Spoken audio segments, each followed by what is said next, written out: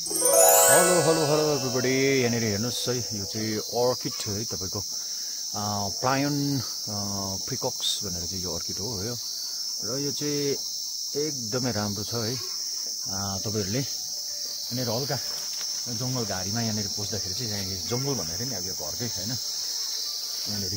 रिन्चेनपुङ एरियामा हैन तपाईहरुले जस्तो यो गर्दै जाँदाखेरि चाहिँ तपाईको यहाँनिर प्रायन प्रिकक्स है यहाँनिर यसरी फुल्छ यो यसको दाना दाना हुन्छ हैन फेदमा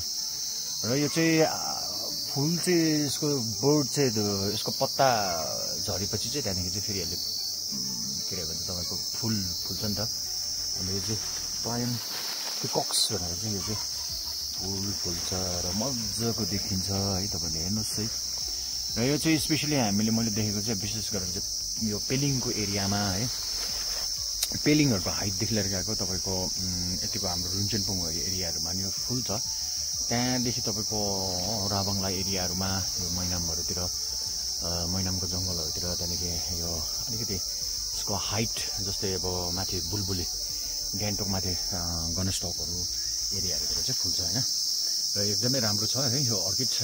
र यसको प्रिजर्भेसन चाहिँ एकदमै इम्पोर्टेन्ट है यसको नेचुरल ह्याबिटेटमा यसलाई बस्न दिनुपर्ने हुन्छ यसरी यो अलिकति यो तपाईको